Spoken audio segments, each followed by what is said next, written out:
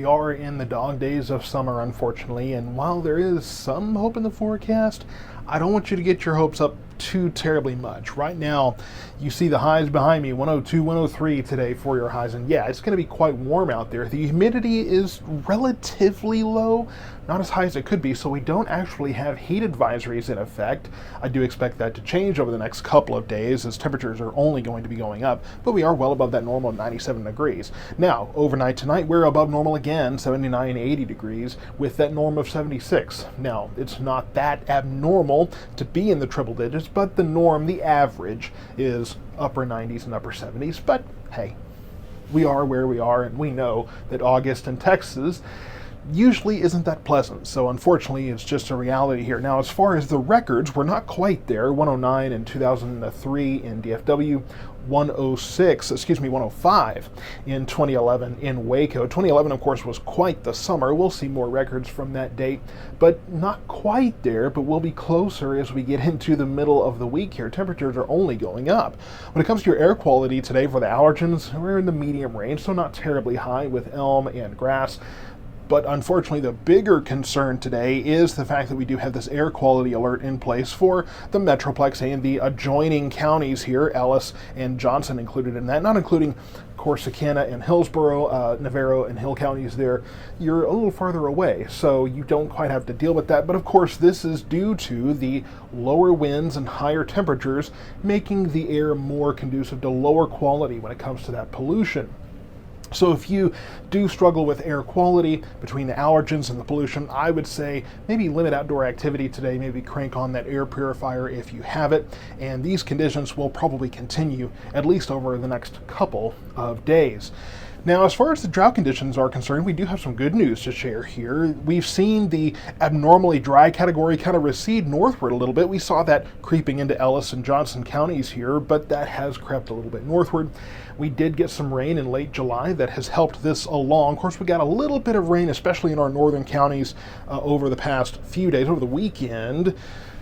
It won't do much, but I do expect to see this probably deteriorate here. If we can keep getting little bits of rain here and there, that might help us kind of creep along. But unfortunately, August is usually going to be our driest month, and so I don't expect much help in this area. But that's not to say that we are not in a great position right now. We are in a pretty good spot. I mean, when you look at it, yeah, we were in much worse position the last couple of years at this point. So we will take what we can get here. Now we look at the big picture, and I want to first show you, of course, we have nothing going on here. We have high pressure in place, but we do need to talk about Tropical Storm Debbie here. Debbie made landfall as a hurricane in the Big Bend region there in Florida and has continued on northward. Now we look at the track here, and you see how close together these little indicators are. It's moving very, very slowly. That has led to some major flooding concerns there in the Carolinas and Georgia. So if you're headed to that area, have relatives there, just keep in mind, this is a major, major flood threat for that area. I mean, you're gonna have all this rain just sitting there, and then eventually it will get caught up in that jet stream and push off into the northeast and on from there. Now, that same jet stream is staying well north of us thanks to this ridge of high pressure here. This is normal in the summer. We have this ridge that just sits here and cooks us. That's our usual condition. Now, over the next few days, we will see that high pressure start to recede westward a little bit. Of course, it was a big shift that gave us that cooler period in July, and that could happen once again, not nearly as drastic, but it could allow northwest flow to settle into North Texas, and that could bring a cold front down to our area. Now, do I expect this cold front to do much? Probably not.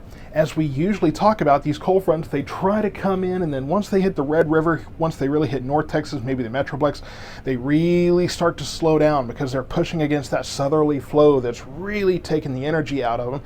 And we'll see what that does. The forecast right now, I'm calling for maybe a few showers and thunderstorms. If it stalls out, as I think it probably will, wherever it stalls will really determine the forecast. If it's south of us, we'll be on the northern side, maybe a little bit drier air, maybe some cooler temperatures.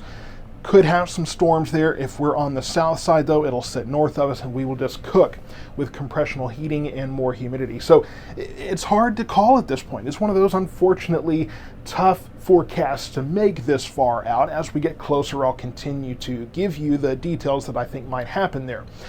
When it comes to rain, we often look to the tropics, and of course we do have Tropical Storm Debbie up in the southeast, and that will continue up the eastern seaboard here. But for our area, at least in the Caribbean, the Gulf of Mexico, this is the next thing to watch. So as this continues to move into the western Caribbean and Gulf of Mexico, the National Hurricane Center says that's probably the best chance for development. It's not doing much right now. It doesn't have much of a chance just north of South America there, but as that continues on into, like I said, the Western Caribbean into the Gulf, that's where the National Hurricane Center says there could be a higher chance of that developing and becoming something. So this will be worth watching. Now, don't get too invested in this track. This is very, very preliminary. It's very early, so this doesn't necessarily mean it's going to go across the Yucatan right into Mexico and we get nothing. It could very well intensify as we see it in the next few days, and then that could push it farther north into the Gulf. So we will have to watch this, and I will continue to bring updates on it as we get closer. But let me get out of the way one more time. For now, it is in the Caribbean Sea. Once it moves into the Western Caribbean, Gulf of Mexico, that's when the National Hurricane Center, I'm repeating this a third time, but I want you to understand the track of this thing, the expectations.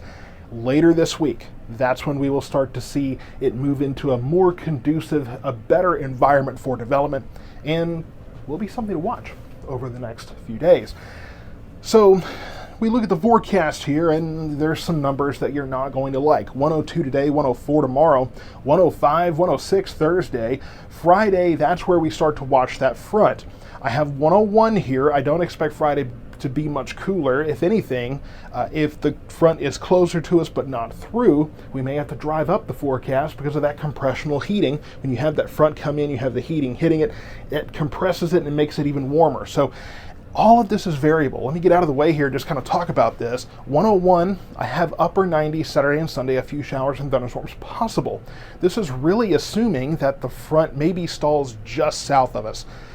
Very, very variable in terms of this forecast. So 101 right now for Friday, 99 Saturday, 98 Sunday. By Monday, we're warming up again. That's pretty much a given. But these 3 days, the weekend, that's what I'm watching. That's where the forecast will be variable. So stay tuned. I will be watching this. This could be one of those forecasts that goes back and forth over the next few days because I'm just not very confident in really any outcome here. I'm kind of straddling the line here. So I think that we're still in the hundreds Friday. Saturday, Sunday, it does at this time look like that front will move through, but stall probably close to us. So just don't make any concrete expectations about what to expect this weekend, as that could very well change. So stay tuned to South Metro Weather as the forecast becomes more refined and more clear the closer we get to that time.